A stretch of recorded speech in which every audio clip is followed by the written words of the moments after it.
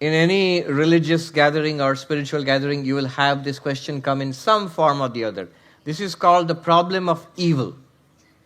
The problem of evil. And it takes the form that, suppose God exists, all loving, all powerful God, how could that kind of a God permit so much evil, so much actual suffering and unhappiness in this world? How is that possible? Isn't that an argument against the existence of God? The fact is that there's a lot of suffering in the world. There's a lot that's wrong with the world and always has been. Sometimes it gets worse. And doesn't that show that there can't be a God? So this is one form of the argument. Another form is, he's not asking that. Another form of that question is, here is the situation. And now with all our spirituality, all our techniques and all, what can we do about it? What's your take on this and what can we do about it? That's closer to the question that Greg asked. Okay. Notice, evil, suffering, is of two kinds, natural and human. And this is straight out of an ethics, philosophy, introductory ethics book. So now, natural and human. You talked about the human behavior causing evil. But there's also natural evil. When a lion catches a deer and eats it, it's food for the lion. But it is genuine suffering for the deer. Even when a lizard catches a fly, you can see the fly struggling. It's genuine suffering. Suffering seems to be built into the very nature of nature. So many things in human life include suffering. In life itself seems to thrive on suffering, on pain. And if you can even make everybody perfect, that natural suffering will not go away. There could be volcanic explosions, there could be so many things like earthquakes and stuff, or just the natural food cycle. That will cause pain, that will cause suffering. So, what's your take on this? I'll give you an answer, or wait for it, I'll give you 24 answers. But before that, the real answer. The real answer is always, I feel, one student goes to another student and asks about, what does your spiritual master say about suffering in the world, about evil in the world, about suffering of humanity? What is the explanation for the suffering of beings in this world? And the second student replied to the first one, oh, my master hasn't talked about it. He's too busy helping people. So that's the first response to suffering. We must be up there and trying to help. I often say, what is the response of your philosophy, of your order, of your religion to suffering? And I always show them I speak about the annual report of the Ramakrishna Mutt and Mission, our parent organization in India, which is very well known for relief in times of disaster, of floods or famine or whatever, earthquakes. It is famous for its schools and hospitals and dispensaries. The millions of patients who are getting treated, the hundreds of thousands of students who are getting an education, and so on and so forth. So that's the first answer to your question, that yes, religion, not just us, all religion, most of it at least, it responds to human suffering by trying to alleviate human suffering. But note, it's not a solution. Even by responding to human suffering, you may help some people, you may lessen the suffering at some point. You can't solve even one person's problems forever. And you can't really, solve suffering across the world. It's always been there. And always, unfortunately, will be there. So why? Still the question remains, why? Because if God exists. So what are the answers to this question? I found a book, I can recommend it to you. The Problem of Evil in Indian Thought by Arthur Herman. He was a professor of Indian philosophy at the University of Hawaii. Problem of Evil in Indian Thought. And he hasn't restricted himself to Indian thought. He has scanned the religions and philosophies and of the world, literature of the world, and come up with 24 answers to this question. 24 answers. I will not give you all the 24 answers. It'll go on till the evening and it'll take a whole course. Each of those answers can be a chapter in a book on ethics. But an example, a couple of examples. One is called the character building theodicy. What does that mean? It means what it sounds like. Suffering makes us stronger. So the struggle makes us stronger. The classic example of the man who saw a larva trying to struggle out of the caterpillar, trying to struggle out of its cocoon. And he wanted to help the new butterfly. So it was struggling so much. So he carefully scraped away the cocoon and released the butterfly. And the butterfly couldn't fly. It seems that struggle of pushing apart the cocoon is an important thing for it to activate its wings. The app must be activated, flying app. But if you release it and spare it the suffering, now it can't fly and it will die. So that's an example. There's a saying, what doesn't kill you makes you stronger. So this is one side of that argument, that character building, it builds up strength. But immediately you can see counter-arguments. There are a lot of examples of suffering. A child is born malnourished and dies. How did it become stronger? A little baby deer is eaten up by a hyena.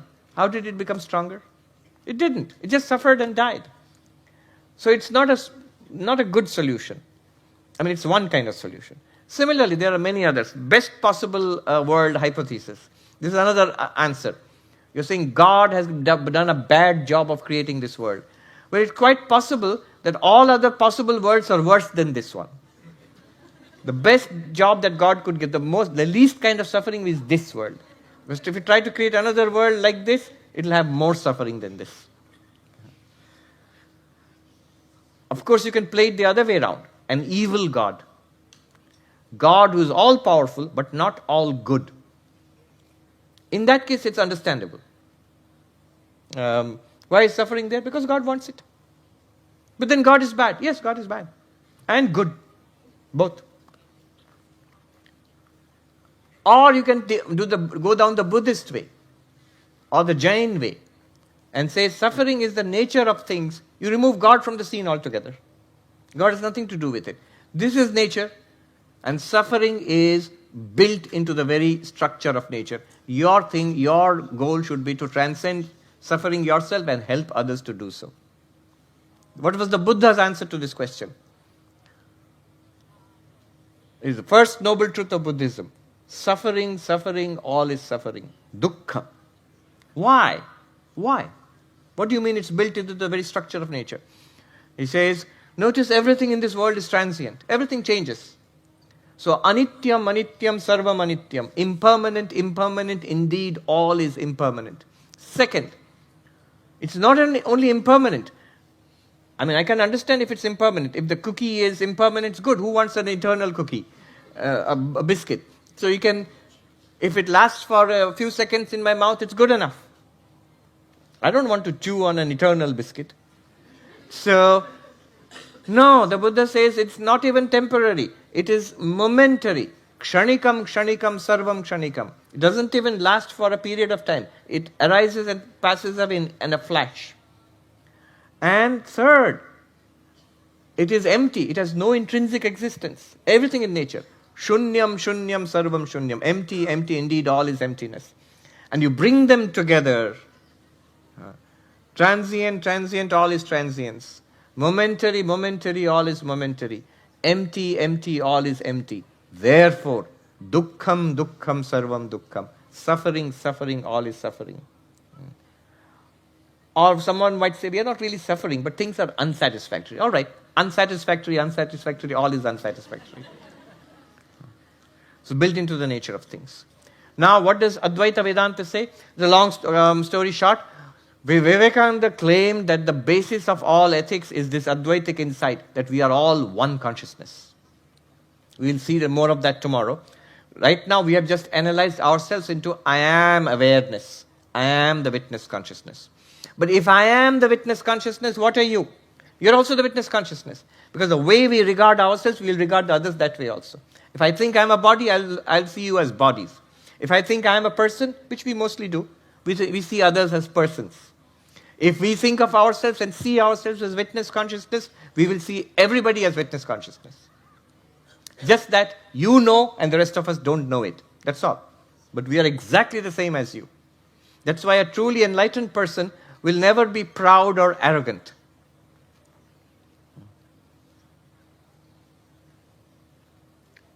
Arrogance means I see myself as different from you, better than you in some sense. An enlightened person will never have a superiority complex or an inferiority complex. I am exactly the same as the greatest of all spiritual beings, all the greatest beings who existed. You had extraordinary qualities, but those qualities are your body and mind qualities. As witness consciousness, you and I are the same reality. As the best and the worst of persons. Because we all are the same witness consciousness. Good and bad, where are they? Good and bad are in the mind, are in the character of the person. When you say a good person, you mean a good character. When you say a bad person, you mean a bad person. It doesn't make any sense to say good witness consciousness and bad witness consciousness. So, we are all one. How does this help? I'll relate it to what you just said and we'll wrap it up. Notice all our human misbehavior, a good deal of that is tribal in nature. It's a sense of identification, groupism. I, me, mine. The one who does that to the extreme is the most selfish person. The one who expands a little, family. The one who expands a little more, my community, my religion, my tribe, my nationality. Others are different. Whereas if you have this witness consciousness perspective, you will realize nobody is different from you. No human being, no matter what their skin color, what their gender, race, none of them are different from you. Not only they're the same as you, they are literally you. We'll see witness consciousness tomorrow is the one in all beings. That we'll see tomorrow. They literally are you. You can't distinguish between them and yourself. Only the bodies are different and personalities are different. Their culture may be different. But as witness consciousness, you are the same, one and the same in all beings. So that cuts at the root of tribalism. That cuts at the root of I and the other. You cannot other somebody else because you know that they are literally you. In that case, hatred is not possible. The enlightened one cannot hate anybody. Even people who misbehave with that enlightened one, who may want to hurt or consider themselves the enemy of that enlightened one. The enlightened one doesn't consider himself or herself to be the enemy of anybody and doesn't consider anybody to be the... I am the other person. How can I be my own enemy? Vivekananda says, why should I not cut the throat of my neighbor if it is to my advantage? Because the neighbor is you. You never actively destroy or harm yourself. People do, but in some perversity or some unhappiness. But in generally, we would always want to preserve ourselves. And that is extended to everybody in the universe. So we would not actively seek to harm others. And when others are being harmful and behaving as you said, we will know the clear difference between right and wrong. And we will seek to check them and bring them to the right path. Without any hatred, without any bitterness or anger towards them. Just as you would do to a beloved child who's gone astray. Yeah. Thank you. Become Swami Vivekananda's messenger. Share the video with 3 of your friends.